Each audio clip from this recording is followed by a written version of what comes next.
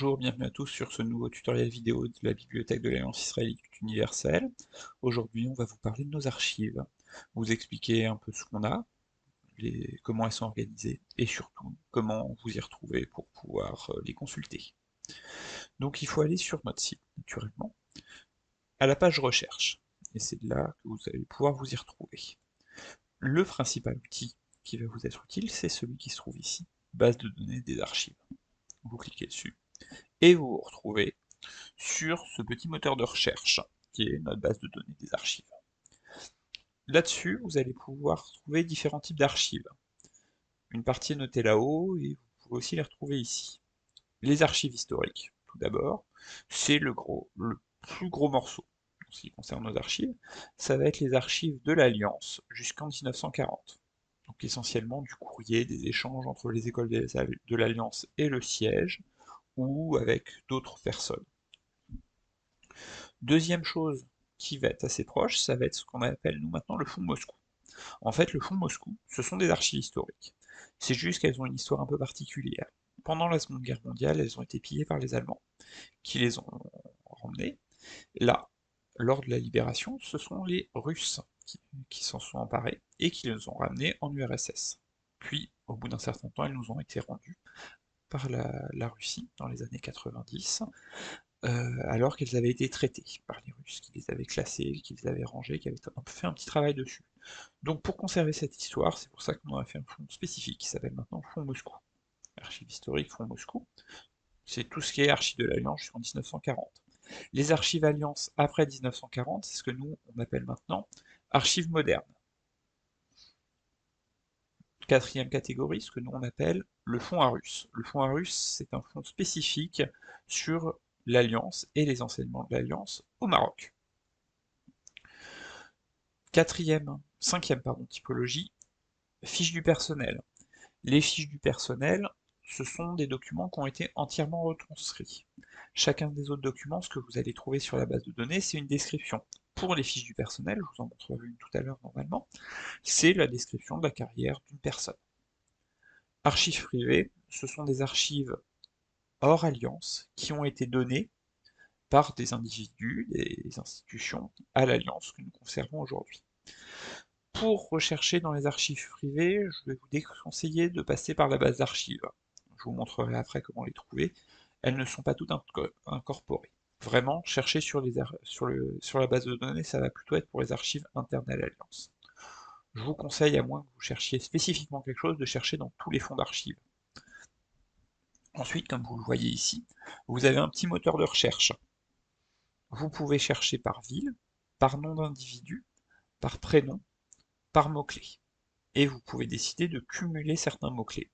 Si vous cherchez par exemple Maroc ici et Tunisie ici, vous allez chercher à la fois dans les archives qui parlent des deux pays ensemble. Si vous mettez ou, vous chercherez dans les archives qui parlent du Maroc ou la Tunisie. Ça accepte ces deux mots. Naturellement, si vous cherchez avec Maroc et Tunisie, vous allez trouver beaucoup trop de choses, c'était pour l'exemple. On va maintenant vous faire un exemple avec un sujet, par exemple. Vous pouvez chercher mots-clés, vous pouvez chercher toutes nos archives qui évoquent des factures. Ça ne sera pas exhaustif, ça sera les archives pour lesquelles nous avons, au moment de la description, précisé qu'il y a des factures à l'intérieur. Et là, vous retrouvez cette typologie. Fonds Moscou, si vous descendez, vous allez pouvoir trouver des archives privées, des archives modernes, des archives historiques. Et pour facture, visiblement, on n'a pas de fiche personnelle. Je vous montrerai une fiche personnelle avec un autre exemple après. Donc vous cherchez à l'intérieur de ces archives ce qui peut vous intéresser. Supposons que vous vous intéressiez un peu plus précisément à celle-ci. Vous voyez, ensuite, en bas, ça va vous donner une petite description. Vous allez avoir la cote, d'autres éléments, producteur des pièces, ça indique qui a écrit ces archives, nom d'archive, la langue, la cote, type de série, autre référence, et ici, en dessous, une petite description de ce qu'on peut espérer trouver dans cette archive. Naturellement, c'est pas une description exhaustive, il peut y avoir d'autres documents, mais ça vous permet quand même de vous retrouver. À partir de là, vous vous rendez compte que cette archive vous intéresse. Qu'est-ce qu'il faut faire? vous notez la cote dans un petit document, France 1N01.06, vous faites la liste de tout ce qui vous intéresse, et vous nous envoyez un mail à consultation@aiu.org. Et ensuite, nous allons préparer votre archive de façon à ce que vous puissiez venir la consulter en physique ou en numérique, selon si ça a été numérisé ou pas, dans notre salle de lecture. Donc je vais vous donner un autre exemple, on va essayer avec un nom de famille, Nerson par exemple.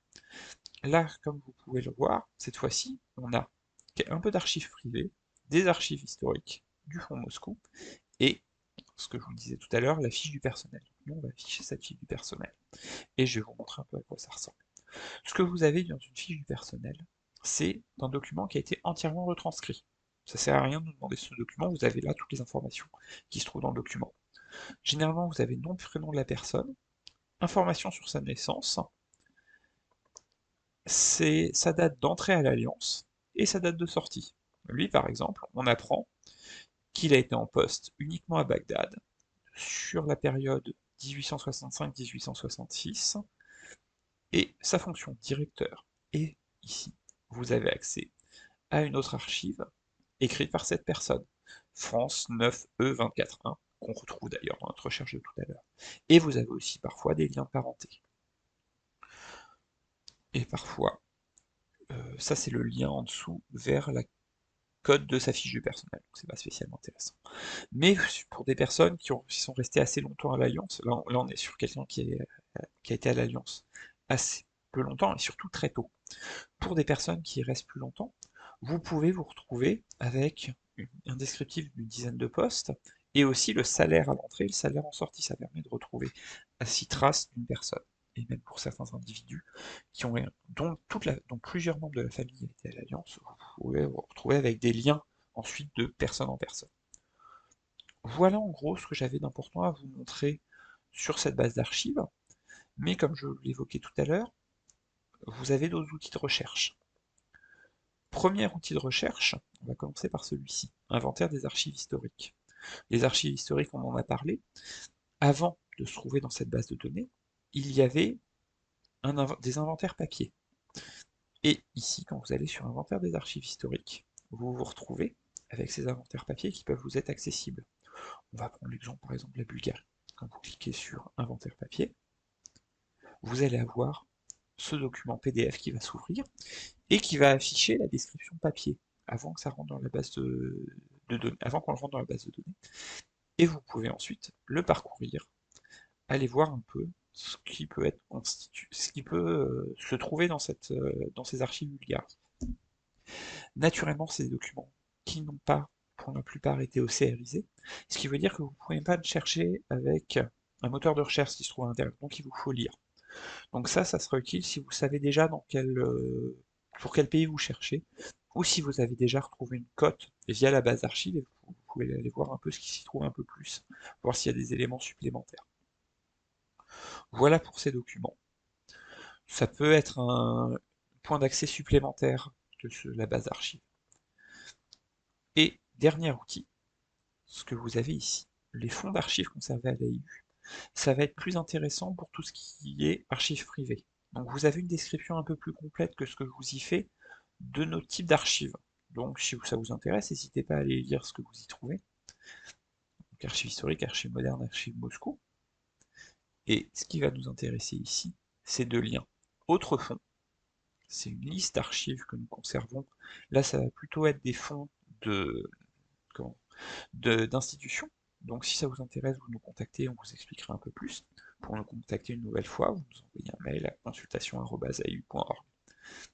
Et ici, les archives privées. Donc vous avez ici une liste des 36, ce que nous on appelle les APW, et des AP, 66, donc une centaine de fonds d'archives, 102 exactement. Donc si quelque chose vous intéresse ici, vous repérez l'individu qui vous intéresse, par exemple, on cherche quelque chose sur Samuel Cohen, donc ensuite vous cliquez dessus, et vous avez une nouvelle fois une description de ce qui se trouve dans ce fonds d'archives. Donc ça c'est un fonds qui est visiblement assez léger niveau contenu, mais vous pouvez comme ça voir, oh, reçu de Paul Fenton, je travaille sur Fenton, ça m'intéresse. Et vous nous envoyez un mail pour pouvoir le consulter. Nouvelle fois, consultation@au.org. Voilà en gros ce qu'il y a à dire sur nos archives, ce qu'on peut y trouver, et aussi naturellement comment nous contacter, comment vous y retrouver et comment nous contacter. Petite précision, nous conservons aussi les archives du Consistoire central. Pour pouvoir les consulter, il vous faut auparavant contacter Monsieur Philippe Londeau qui va vous donner l'autorisation de les consulter. Voilà. J'espère que ça vous aura été utile et puis je vous dis à bientôt pour un autre tutoriel. Au revoir.